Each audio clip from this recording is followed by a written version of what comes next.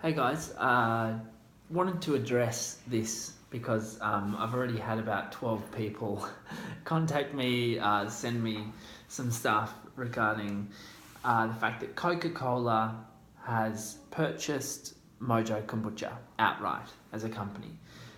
This is the Sydney Morning Herald article. Coca Cola buys Mojo Kombucha as it digests a major sugar problem.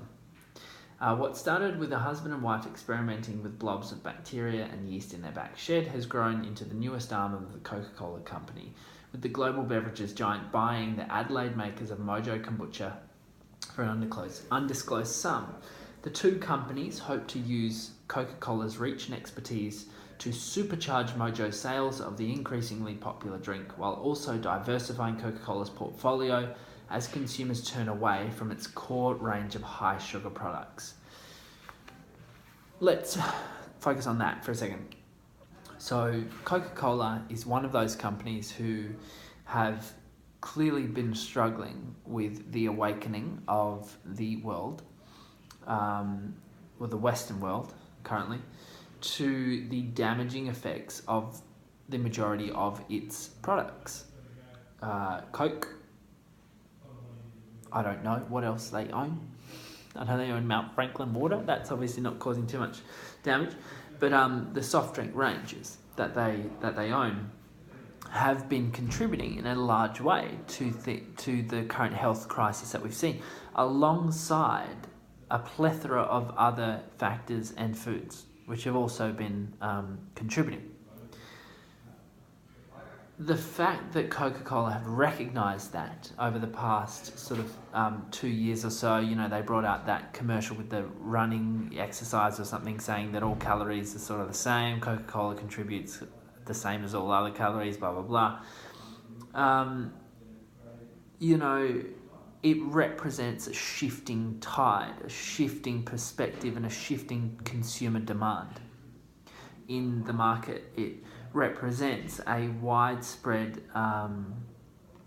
education of the consumer, where we know now that sugar and refined sugar found in these drinks is not good for us and is causing us to be sick. So, being in a capitalist society, Coca-Cola are trying to make money, which is fine, which is fair, which is normal in a capitalistic society. When you have a product that's not selling, a standalone product, a flagship product is actually the better word. Coke is not selling anymore. We're Coca-Cola, right? What do? You diversify. That's the rule.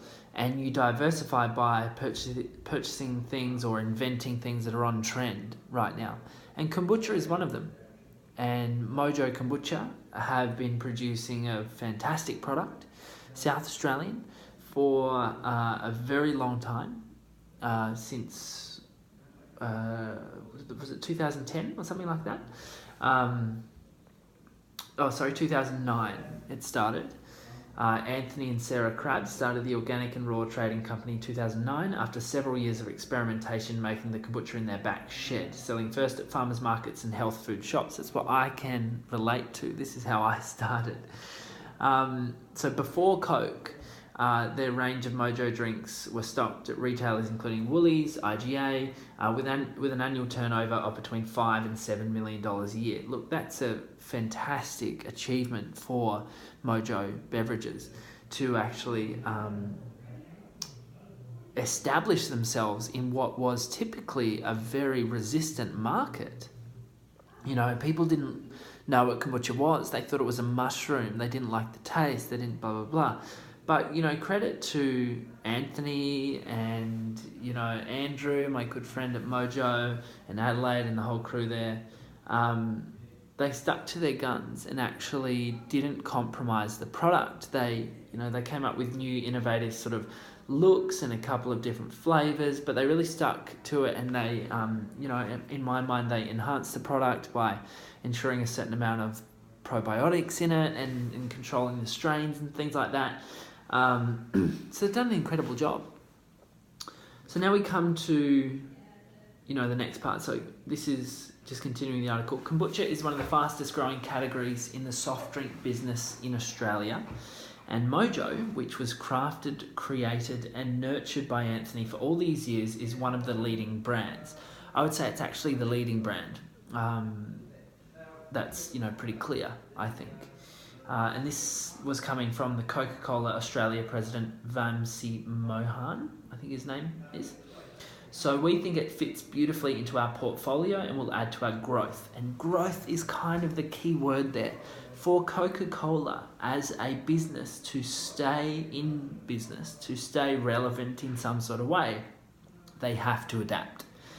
They have to reinvent the wheel, because the reality is over the next 5 years, we're going to see a drastic decline in the soft drink and sugary beverages industry.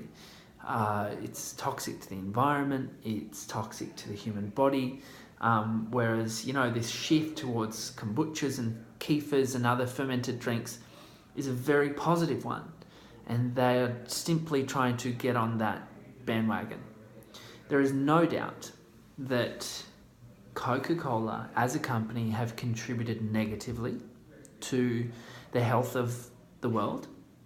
They would have also contributed positively from an economic standpoint, from maybe, some other work that they've done. Mainly economic, I would say, probably. But with this acquisition of Mojo Beverages, I can see them moving towards a more positive impact. And that's my key takeaway from this. Yes, the first thing that I worry about is, okay, will the quality dwindle? Will Mojo, start to act like a big company? The problem that I have is the bigger a company gets, the worse they get in terms of quality control, in terms of big cogs getting in the way. Changes are too hard to implement because there's all this bureaucracy you have to deal with. It was like working at Channel 10. It was a nightmare, to get anything, to change anything, to challenge a new idea, you just get thrown out the door. So that was obviously my first concern, especially working with Mojo and planning to still work with them. And having my fridge stocked with them, the first thing that I think about is, okay, is the quality of the product going to suffer here? And that's where sort of when I read the article, I was pleased to see Anthony Crabb say this line here. So I'll read the article from the article. Mr. Crabb said he hoped Coca-Cola's reach would help introduce more consumers to his products. And that's one of the biggest challenges that these guys have had to face, is trying to convince people to drink kombucha, right? It was a hard sell a while ago. So they really had to pave the way. They were pioneers in this space, so they've done an incredible job. So to help introduce more consumers to his products, which will continue to be made by Mojo's 60-strong workforce in Wollonga, near South Australia's McLaren Vale wine region. So it's staying local, it's not shifting or anything like that. Anthony says, as we've grown, we've ensured that we were able to continue to scale the product, maintaining the authenticity and the quality of what we've had. And we don't see that changing. So the intention is there to maintain that quality. And I want that to stay there, I think growing and evolving is a natural part of a career, of a trajectory of a business, of a person. I'm the same. I want to evolve and grow, and some people might see this as taking money from the devil and all this sort of stuff, but my whole thing is, at the moment, that's where the money is.